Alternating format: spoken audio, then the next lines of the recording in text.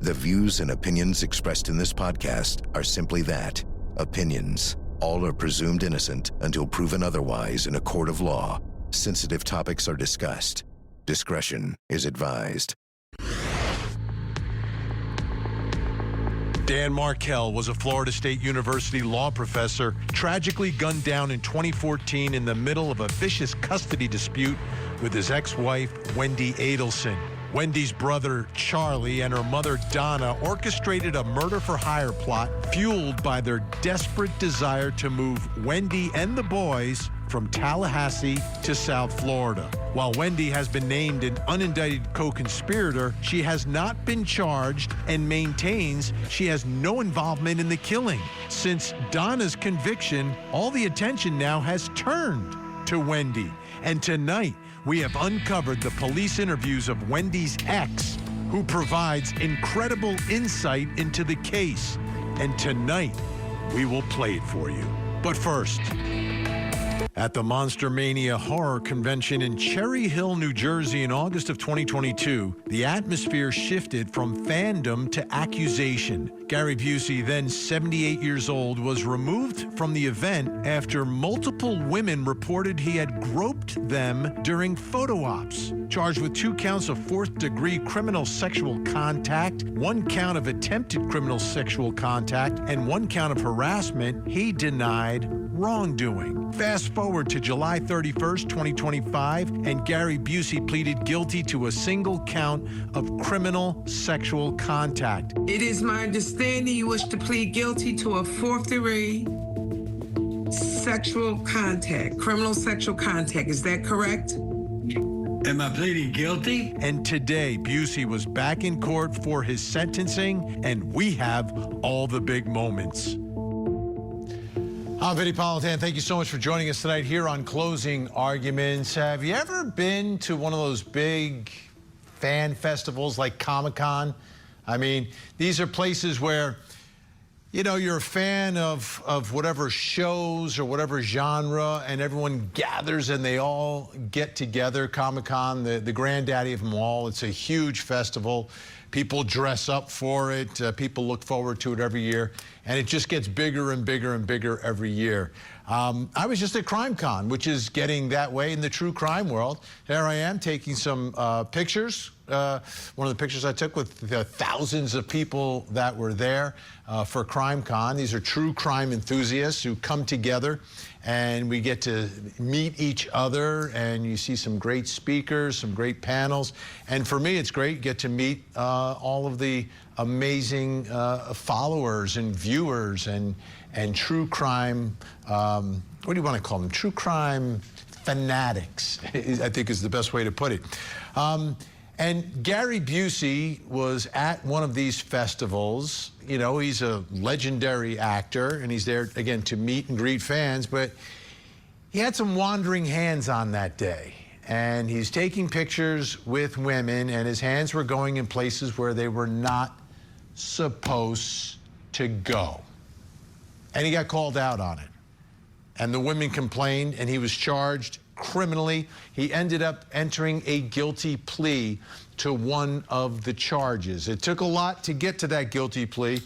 We covered that day as well. But today was his sentencing. And the bottom line is that this guy, he's older.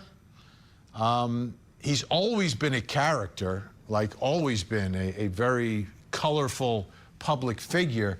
But as he's gone on in age, I think it's sort of gotten much worse, I guess is the word, like for appropriate versus inappropriate behavior and timing of things. And I mean, that's the nature of these charges, right? Completely inappropriate. You're meeting people who are literally like paying money to take a picture with you. And you're getting all handsy with them. Like, that doesn't make sense to me, but that's the way Gary Busey is right now. I want you to take a look at his sentencing hearing today. It's one of those situations where it's a Zoom court again, but because the case is out of New Jersey, that's where the Fan Fest was. He's in California. Because it's not a murder case, it's not a case where he'll necessarily do any jail or prison time. There's still a lot at stake here. he was able to appear via Zoom. So it's a little bit more relaxed, but it's still court, and it's your sentencing hearing when the judge, you know, is going to decide, you know, what restrictions will there be on your life? And for how long will those restrictions be there? So you're kind of like, this is the one time where you really want to show a lot of deference and respect to the process. Take a look at what happens. Mr. Boosie, Yes, ma'am. you have a right to speak at your sentencing. Do you want to say anything, sir? I'm following my attorney's advice. Okay, and what I want to say to you is, you have a right to say something if you would like to. Do you want to say anything? No, ma'am. I'm fine. Thank you. Thank you. Okay. With that, the court makes the following finding. I do want to state for the record that based on the submissions that were presented to the court in a letter brief back in September 1st, this court had additional concerns. The court continued the matter until 3:30 this afternoon so that the defense counsel could provide the court with a supplemental medical report. And I do note that in looking at that supplemental report from Dr. Amen, and that's Dr. Daniel G. Amen, when I looked at the original diagnosis from that doctor, which was a letter dated April 25th, dated April 12th, 2013, that caused this court concern. That concern has been satisfied. Dr. Amen has written a supplemental letter stating that Mr. Boosie is competent to proceed today. So therefore, the court will continue with his sentence. With that, I make the following finding. This defendant is 81 years of age. He pled guilty to count 1 under indictment 338-0225. Count 1 charges the defendant with fourth-degree criminal sexual contact. This plea results from an agreement with the prosecutor. Defendant waives his right to appeal. I have had the opportunity to review the criminal division's pre-sentence report, and I find that this defendant has had prior contact with the criminal justice system. And looking at the pre-sentence report, this defendant has an arrest on September the 3rd, 2004, out of Malibu, California. He was convicted of trespass and disorderly conduct of fighting. He was sentenced on July 16th, 2007 to a 3-year period of probation. What? I gotta go. The next contact. No, I gotta go. Go to pee in my pants. I'm sorry, Judge. He has to I go have to use go the in the bathroom. One moment, okay, let's stop. So sorry. He had to use the restroom. All right, we're good. No worries. No worries. So the judge was reading the doctor's report. The doctor found him competent. Maybe she misread it. They found him incontinent, maybe. I don't know. Can you believe? I mean, this is just, like, I get it. You get older and these things happen. It might come on you. But this is after like the lunch break, right? So they had all this time and then they just jumped back on to finish this thing. And you got to go, you got to go. All right, let's take a look at the conclusion of the sentencing of Gary Busey. I find that this defendant shall be sentenced in accordance with the plea agreement. What? I find that the defense has failed to meet his burden when I weighed the aggravating and mitigating factors. that fourth degree criminal sexual contact is a serious offense. And I find that I have not heard anything that will warrant this court to go against the plea agreement as entered. Now, the defendant's exposure for probation is anywhere between 1 to 5 years. The court is to start at a mid-range period, which will put him at 3 years. When I do look at the mitigating factors that I have found, I consider his medical history, I consider his age. In the interest of justice, I am sentencing this defendant to 2 years probation. Cut him a break, I guess, because of his age, his medical issues, etc. But he's on probation now. What just happened? Let's bring in our think tank. Joining us tonight, criminal defense attorney, legal analyst Carmen Rowe, attorney Ali Benevento, and criminal defense attorney and lawyer Lori on TikTok. It's Lori Murray. Carmen, what did we just see here? A total disrespect for our judicial system is the way I would call that. He seems to hear what he wants to hear, and when it's good, he's fine. But when we start talking about things he doesn't want to hear, he needs to go to the restroom, or he's completely deflecting. I didn't hear. I don't understand. I think that the judge was very lenient, considering what looks to me like disrespect for the court and the entire proceeding. So, Ali, he's going to be put on probation. Do you think he stays out of trouble for 2 years? Because what happens with probation is if he violated, then they can actually put you into the county jail.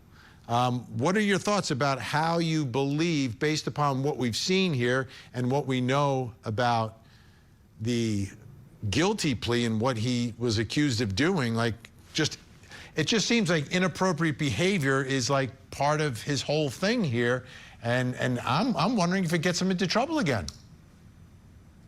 You know, Vinny, I think you're right. And honestly, I'm not too sure this guy even knows where he is on any given day at any given time. So, and I'm not making excuses for him, but I think you're right. I think it's entirely possible he may find himself in trouble again. I don't know if it's an act or if he really just doesn't know what's going on. It's honestly kind of sad. That was a little bit sad to me to watch. But I do think it's entirely possible he finds himself in trouble again, because there's no telling what he's going to do while he's out on probation for these next 2 years. And Lori, I'm looking at him, and there are certain moments where I watch him, and you know, you still have the glimmer of what used to be, right? You know, his breakthrough role as Buddy Holly many moons ago, Oscar buzz on that, right? And, you know, we've seen him in reality shows now through the years. At one point, I think he was a judge in a pet court, and he's a bit of a character. But what does our system do with people like Gary Busey, maybe who aren't celebrities, who are on in their years and are doing things that maybe they shouldn't be doing, and maybe they're not of full sound mind and body, but, you know, are still getting along in life? Listen, you know, I think they do exactly what they did here. They didn't give him any special treatment. This man is old. He has been off of his rocker for years now. If you watch any of his social media posts, if you have seen any interviews with him, he doesn't really make any sense. And competency is a very low threshold to get by to face criminal charges. He's obviously made it past that, but I don't think he would make it much further than that. So the court did what they had to do, which was to get him through the process, gave him 2 years probation. That's a really lenient sentence, but honestly, it's what you have to do, because he's not going to make anything else. And I don't think he'll get in more trouble. He hasn't been in trouble for years, given as wild as his behavior has been. It's never been criminal until now. So I think he'll be fine. I think that he didn't get any special treatment, and we're just going to hope to move on and see him on social media again. So, Carmen, is Zoom court very, very common these days for matters of this level? Like, we don't see it in the murder trials we cover here on Court TV, but is this part of the practice now in the post, you know, COVID world, that we're doing a lot of remote appearances? Absolutely. Here in Houston, Texas, in federal courts, you see a lot more Zoom than we ever had before. But I think it gives an opportunity to have people who are out of state who don't have the means or shouldn't be traveling that far to be in court, be present, and for the public to participate. We get to watch some of these court proceedings because they're open courtrooms and people are showing up via Zoom. So I think it's a great opportunity. It's going to become more common in cases where it's appropriate, not a murder case. And the best part of all this is that if you do have to go, it's like much closer than if you're at the courthouse. You have to go out of the courtroom, you gotta go down the hallway. You may need like the code to get in or something. Here, you just go right through the kitchen and you're there. All right. Think Tank staying with us tonight. When we come back, we're gonna take a look at Wendi Adelson in a way we've never seen her before, through the eyes of her ex-boyfriend, who we've uncovered this police interview, or actually a couple police interviews that he did, saying things that he has never said inside the courtroom. We'll take a look at that, plus coming up next hour. Tonight on Vinnie Politan investigates Eric and Lyle Menendez murdered their parents, but because of California law, they are now eligible for parole. And tonight, we will listen to their testimony in front of the parole board. Are their stories credible? Tonight, we investigate. The Court TV podcast will return. You and Mr. Lacasse started having issues around May of 2014, is that fair to say? That sounds about right. He started accusing you of being unfaithful, right? He did. And that caused a confrontation, is that fair to say? He flew into a rage. There she is, Wendi Adelson on the stand testifying about a man named Jeffrey Lacasse. Jeffrey Lacasse, who was that? Well, that was a man that she was dating down in Tallahassee after her marriage broke up. Someone who she was dating right around the time that Dan Markel was murdered. We've seen him testify in court, but what we haven't seen much of are his police interviews. Now, in a police interview, you don't have the rules of evidence, so the person speaking can talk about whatever they want, whether it's hearsay, whether it's admissible, whether it's prejudicial. So you get a much less sanitized version of information. Now, some of the information may be admissible in trial, some of it may not. Now, he's testified in the trials of Wendi Adelson, his ex's brother and mother. But the question we're posing tonight is, will he be the star witness in the trial against Wendi Adelson if and when she is charged in this case? So let's go to the first police interview. This is July 23rd, 2014. This is less than a week after Dan Markel has been murdered, and now he is talking about Wendi and the Adelsons. Take a listen. I've been seeing a therapist since about, I don't have any major mental health problems, but just to try to deal with Wendi, I was seeing my therapist I used to see when I was going through my divorce. So I was thinking about what we talked about in there. I mean, I've spent like $2,000 on therapy trying to figure out how to deal with Wendi. She's been really hard to handle. And I realized I never put it together, but he for months has been concerned that she's a sociopath. And I didn't tell you guys that before. I still love Wendi. I was under her spell. If she called me tomorrow, I'd probably go back to her. But there's a lot of stuff that, as I look back, is really strange. Just to give you a couple examples. Well, I guess one of the things I worry about is Wendi has this public persona. And she's a very good actress. She's very charismatic and all this kind of stuff. And she knows a lot of people. You know, everybody in Tallahassee knows Wendi. You probably discovered that already. I mean, she's in every social circle. You know, she's very social butterfly-esque and out there and stuff. But in terms of people that know her intimately and spent like a lot of time with her and seen behind the curtain, you know, I think it's Markel, me, and maybe that Sack guy in the last 12, 13 years. I mean, she doesn't, you know what I mean? So some of the stuff I had seen was pretty crazy stuff. I mean, no sense of guilt, no empathy, hypersensitivity to criticism. When I said, hey, you cheated, I mean, that up. She would not apologize. She would not say she felt bad. She would not say she made a mistake. She's a total pathological liar, and I feel bad saying all this because I still love her. She has these flaws, and I would have stayed with her. But if you look back at Markel's legal documents, he's constantly talking about her systematic pattern of deception, how she lies all the time. And she told me once, I have a really hard time telling the truth when it's inconvenient or unpleasant. I lie all the time. I mean, she said that to me. So I never would have thought that Wendi was, I know she didn't pull the trigger or anything like that.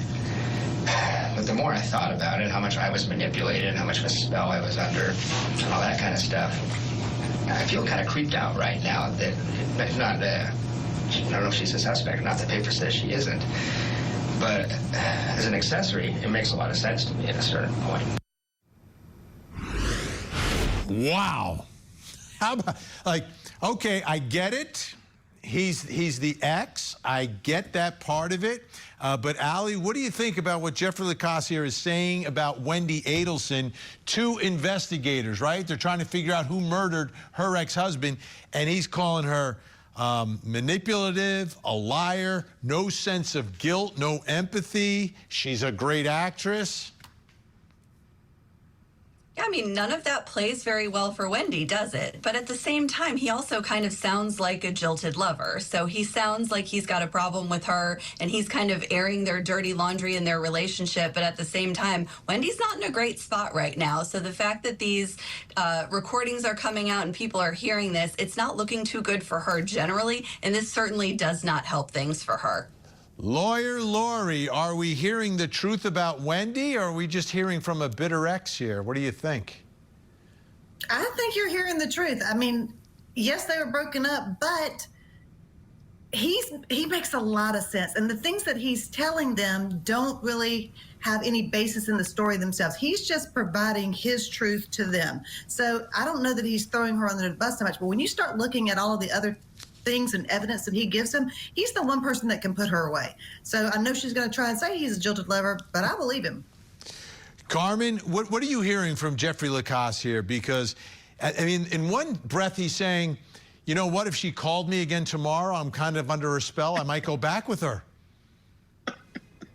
Vinny, I don't know. Maybe I'm an outsider tonight on things, but I don't think he's believable at all. It's like he has an agenda to throw her under the bus, but I also really love her and she's really great. But I feel like I really need to tell you that she may be a sociopath, and I had to spend money on therapy because she's so manipulative, and maybe she is more involved in this. I mean, he suggests she's an accessory to this murder. I don't think she pulled the trigger, but, you know, she may be involved as an accessory. Unbelievable. And I do think it's his agenda to be there and seem like he's being helpful. But in reality, I think he's trying to get her and her family jammed up because he is the jealous ex-boyfriend that he tells us he is not. Okay, it's time to hear. Al, you ready? Here's Jeffrey Lacasse describing their last date. Then on Tuesday, she called me at 2 or 3 in the afternoon. And she said, I walked out of my house. We were going to see each other that night. And I say, okay, I walked out of your house. What are you going to do? I'm going to try to get a key, but I probably need a locksmith. I said, oh, well, I'll come out and we'll just hang out on your front porch and have our date there. And she's like super sweet and friendly. And it was like everything was okay, actually. She was like, I would love it if you would come keep me company, see in a little bit, call each other baby, this kind of stuff. When I showed up to yoga, it ended up that she got into her house. We went to yoga together instead, and we just met there.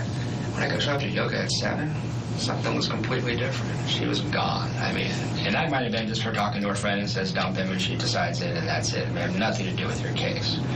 But I would be really curious to know, if I was you, who she talked to between 3 and 7, because something happened where I seem to be irrelevant all of a sudden. And this is after 15, 16 days of her wanting us to, you know, let's just work this out.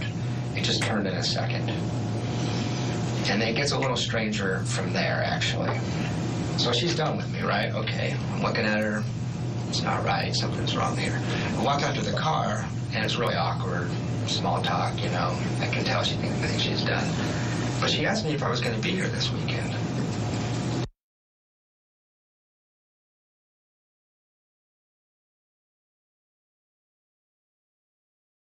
And it wasn't up in the air. I just didn't want to seem desperate, and I was just going to stay here and not take my trip if Wendi was willing to see me, is what that was about. But she was really interested. Oh, why isn't it up in the air? Oh, because, his end or something. Okay, well, okay, talk to you. And this was prior to her sending you the email? Prior to sending me the email. And the last thing I ever heard from Wendi, last words I exchanged with Wendi were, are you going to be here Friday? I just thought you should know that. It may mean nothing, but it was kind of strange to me. May mean nothing, and then later he in his mind, he's putting together the pieces that he believes he was being set up to be the patsy, that he had a similar car that the hitmen had rented. Allie, what do you think here about what's going on with Wendi? Is she teasing him? Is she hot and cold? Is she trying to set him up and that's why she's luring him in for information? It's kind of hard to tell. I think I'm with Carmen. I don't know that this guy is believable at all. He really just seems like he is somebody who's just venting about a failed relationship, and he's throwing things at the wall, and he's not really saying anything substantive. He doesn't have anything to offer as it relates to the crime itself. He just wants to talk about Wendi and how nutty he thinks she is and how he's got to go to yoga and therapy because of all the things that she said and did to him. Now, whether or not she was trying to make arrangements to put him in that position, I don't know, but I can't quite understand what he's trying to get to. I don't know. He just doesn't come across as having a whole lot of useful information as it relates to the real issue of whether Wendi had any meaningful involvement in what happened. Lori, to me it was obvious the first time we saw him testify in Charlie's trial, and then hearing more from him, that but he's convinced that they're all involved. And he was relatively close to her. I'm wondering if his intuition is right, or if if everything that he sees is so shaded by the breakup. And it seems like she's the one that kind of broke up with him. It does seem that way. I mean, he says that he would have taken her back. But again, I think that he's the only one that can place her there. And he's testified twice now, and his story has not changed from these interviews. He has been very straightforward, given the same exact testimony, the same exact story, and he does more than just, destroy her character. He talks about all of the ways that it does look like that they were framing him. I mean, the car that they rented was like his. She got his route to Atlanta because he wasn't going to be in town, and that vehicle with the shooter in it ended up going to Atlanta. So there's a whole bunch of things that are really coincidental that are falling into place to put Wendi there. And I'm gonna tell you, the massive public opinion is that Wendi knew everything. So this guy comes off credible to me because I believe she did too. All right, Think Tank staying with us. When we come back, we're gonna take a look at more of another one of his interviews 8 months later. What is he telling police then? We'll be right back. He said, well, Charlie did look into having him killed last summer. He said it would cost about $15,000. Now, back to the Court TV podcast. But this is the time period. I don't know the exact day. I'm so distracted by relationship stuff, I can't quite remember it. But she told me that Charlie had looked into having Danny killed in the summer of 2013. She meant it dead serious. I wish to God I'd follow up on that. At the time, I'm trying to figure out us, and I thought, well, Charlie's crazy, I can imagine that, but certainly he's not crazy enough to do that, so I didn't worry about it. So she's in the middle of these conversations where she's just ranting and raving about Danny, very angry with Danny. She's pretty sensitive, and the worst thing you could do for Wendi is point out that she's not perfect. And that's what Danny represented to her, is he said, you're a liar, things like that. Anyway, she just comes out of the blue, and I said, well, I just wish something, I can't remember exactly what I said, but I was like, this isn't going to ever be fixed in the way you want it. You're linked to this man for your life. There's no fix for this, but you have to fix what you think and feel. And she said, well, Charlie did look into having him killed last summer. He said it would cost about $15,000. $15,000? That's right.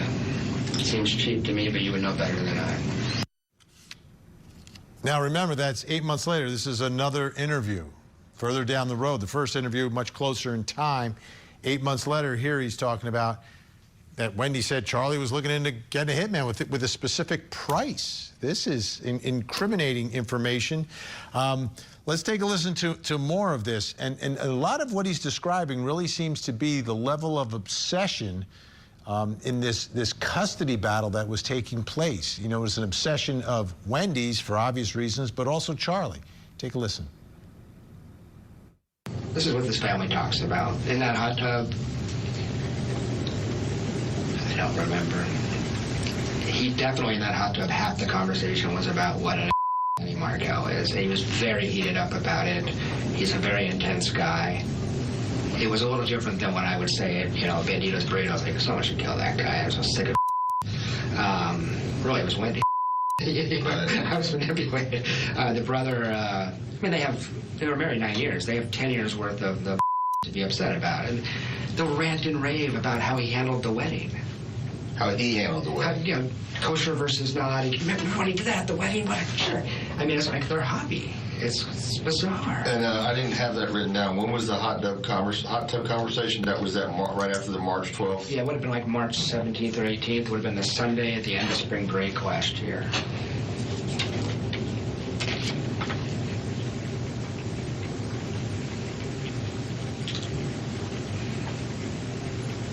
But if the question is, did he threaten Danny? No. If the question is, was he pathologically upset with Danny in a way I found disturbing and that put me off and it was different than, say, even Wendi or her mom?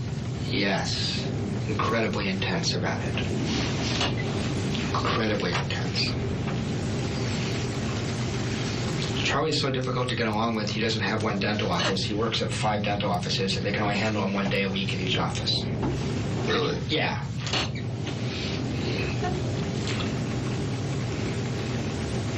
And he seems to know this and strategize it. He's figuring out how to make it work for him, but he was a special ed kid, I believe. He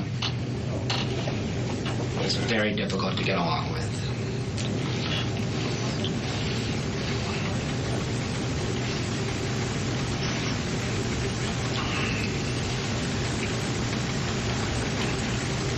And he is fiercely protective of Wendi. I mean, it looks like he's in the middle of it, even when they're in the hot tub. They're talking about Danny. Now, the statements that Charlie's making can't be used, right? They have to bring Charlie in for that? Or can those statements that Charlie made be used if it's a trial against Wendi? I mean, if Wendi's talking about it, I get it. But if Charlie's talking about it, that's going to be a little bit of a problem. Yeah, I think that's going to be a little bit of a problem. And let me be very clear, Vinny. It's not that I'm saying that Wendi is not involved in this crime in some way. I think it's very likely that she is. I think most of the viewers think that after watching these trials. Were you getting text messages during the commercial? Maybe. Anyway. No, there's a lot of people watching it. And yes, I did actually get some text messages. But the truth is that I still think Jeffrey Lacasse has a bone to pick with the family, with Wendi specifically, and I don't think that he's going to be the thing that turns law enforcement into people that are going to actually bring charges against Wendi.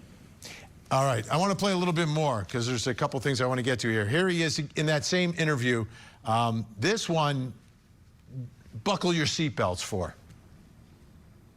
As far as seeing stuff pertinent to the crime, I met her brother Charlie when I was down there in Miami for Immokalee. You may recall that I said I found him to be a very strange person, very aggressive, verbally. He takes sex tourism trips to South America to have sex with underage prostitutes. Wait a minute, back up a second. Yeah, he takes sex tourism trips to South America to have sex with underage prostitutes. Sex tourism? Yeah, okay. Yeah, South America. I'm kind of a sheltered guy. Well, I was shocked not only that he would tell people he did that, but that he would tell his younger sister. That was strange to me. Very odd. And there's this odd dynamic between them. The whole family is real weird. Most people that spend time with them say this is, you know, social workers might consider incest in this family. Is there violence in this family? Something's up with this family. But I mentioned to you that he talked in the hot tub about punishing a girl by anally violating her in front of Wendi and I, like bragging about the fact that he'd hurt this girl because she had got him in uncomfortable situations. So he came off like an offender to me. He came off like kind of sociopathic, like, this is strange. He just met me, he's telling me this. It was really, really weird. I warned you. I warned you. Allie, would you like to address Charlie's sex tourism and wanting to punish underage sex workers and discussing all of these details in front of his kid's sister?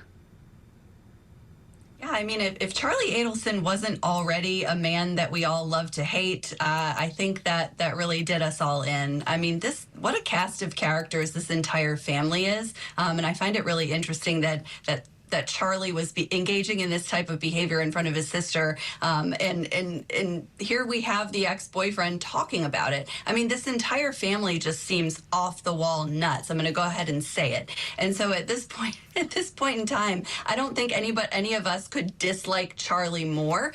The question is, is that going to translate over into Wendi? Because I think there are a lot of people that think she very much had something to do with all of this.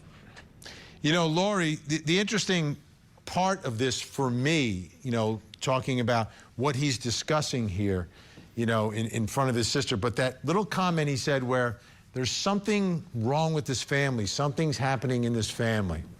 What do you think it is in the family? Is it Donna? I think that they have always said that Donna was a micromanager of the entire family. So it probably starts with Donna, and then that behavior is learned by, Charlie and probably even Wendi. So Wendy's trying to micromanage everything about her life with Danny, and it just kind of passes on down. So yeah, there's something wrong with it. And can I believe that he tells her this? I mean, if he's telling her this, which I believe him, I'm sorry, I think he's credible. So if he's telling her all of these things that he has done, why wouldn't he tell her about the murder? I totally believe that she was in on it. I'm waiting on her arrest. I'm waiting on it. All right, let's listen to one more piece of the interview. Again, this is about 8 months after the murder of Dan Markel. We had a trip to California scheduled to see my parents the week that Danny was killed. And in early June, she rescheduled that trip. And I said, what's the problem with the trip? She says, well, I'm worried we'll get stuck in the airport and we won't be back on Friday. I have to pick up the kids from school. And I said, but we're coming back Thursday night. It's not winter. We're not going lantern in the winter. I would understand. There's no way we're going to get stuck. We can rent a car. We have friends and good babies. This is strange. I said, fine, cancel the trip. And that was going to be in early June? The trip was going to be the week that Danny was killed. Oh, okay. That was the trip? 11th to 19th was supposed to be the trip. So we had a trip planned, and she was real strange about the fact that we had to reschedule this trip. It just didn't make sense. And I even said, if you just don't want to go because you don't feel comfortable right now, just tell me, that's cool. She goes, no, I have to pick up the kids from school that day. I just have to. I don't want to do anything to stop that. And she said, I'll miss the kids at that point. I said, okay. Wendi Adelson tells me, what I want to do is a staycation. I want to stay home in Tallahassee. And I said, you want to stay in Tallahassee the hottest week of the year? She goes, yeah, we'll go to Tom Brown Park. We'll do this. I said, you hate it here. I'm offering to take you away. Why wouldn't you? It was just really strange at the time. I remember saying to my friends, like, Wendi wants... People laughed. I said, Wendi says she wants to stay in Tallahassee. Like, she leaves town. Sure, every chance she gets, she leaves town. Why would she want to stay? I said, I don't know. I have no idea. I finally managed to convince her to do a trip to St. Augustine, but we had to schedule it so that we were back basically by the time of the shooting. Carmen, is this incriminating? I don't think so. I mean, what I hear him saying is, I could have taken her on a trip, and that would be great because it would be a fantastic alibi. But because she was actually involved, she had to be here to be involved in the shooting. So it's again, everything he says, it's like, I don't want to say she's involved, but then I'm going to say things that make you think she's involved. It seems to me that he has an agenda and that he's trying to convince police in this manipulative way to go after Wendi specifically and her family generally. And even if some portions of the things he's saying are true, I can't even hear them because all I hear him doing is trying to manipulate me and law enforcement to believe whatever it is he's trying to sell in the room. All right, let's go around the horn here. 0 to 10, will Wendi get charged? 10 means it's a lock, she is. 0, no chance. And give me a few sentences on why you believe so. We'll begin with you, Allie. I'm going to give that an 8 or a 9. I think that we have seen through the trials that have come before that there is a lot of evidence that points towards her. I think the prosecution is being very methodical and they're taking their time. I think she ends up getting charged. Lori, 0 to 10. I'm going to agree with Allie on this one. I absolutely believe she's going to be charged, and I think that they have been biding their time and given her qualified immunity to get on that stand so they could put everybody else away. And now it's her turn. Now, I was trying to keep score, so is that an 8-5 like Allie? Because Allie said 8 or 9, so I give it an 8-5. So you're at 8-5? I'm going to go with a 9. 9. You're going to go with the 9. Okay. Carmen. I'm going to go with an 8 because it's a great number. I agree with Allie as well, but I don't think it's going to be Jeffrey Lacasse is the reason she gets charged. I do think the prosecution's being methodical. I think they're ready to charge her, and I think they're waiting for her to say, do things that are going to help their case in a real substantive way, and I don't think Jeffrey's going to get us there, but I think she's going to be charged. All right. Big thank you, Carmen Rowe, Ali Benevento, Lori Murray. Fantastic. Great to have you on. When we come back, I will reveal something else you need to know tonight. Plus, coming up next hour. Tonight on Vinnie Politan Investigates, the Menendez brothers were denied parole. Tonight, we listen to their testimony before the board. Why were they denied? Tonight, we investigate. This is the Court TV Podcast.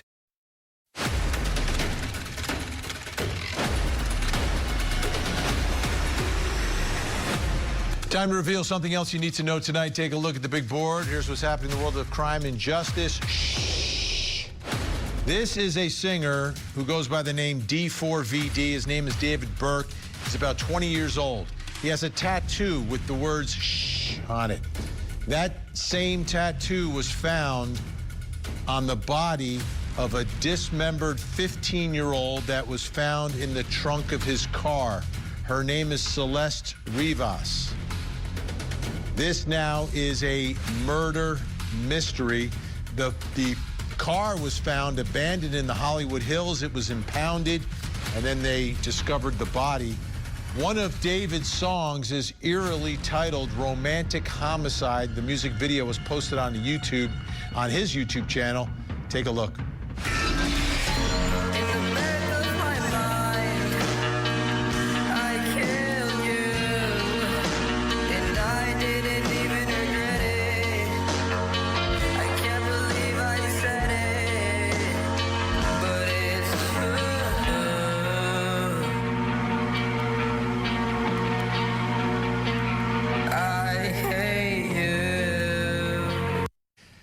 The investigation continues. He has not been charged and is reportedly cooperating, according to his lawyer.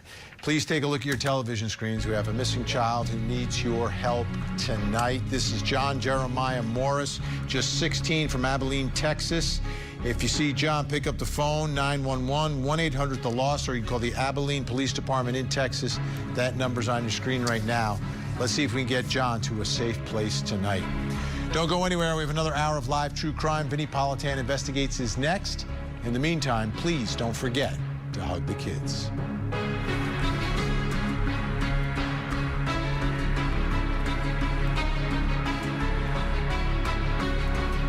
There you have it. If you want to see more in-depth reporting on the latest true crime stories, you can see me every weeknight, 8 p.m. Eastern on Closing Arguments. Thank you so much for downloading. And as always, please don't forget to hug the kids. This podcast is a production of Court TV. Go to CourtTV.com for more content, trials on demand, and to find out how to watch Court TV in your area.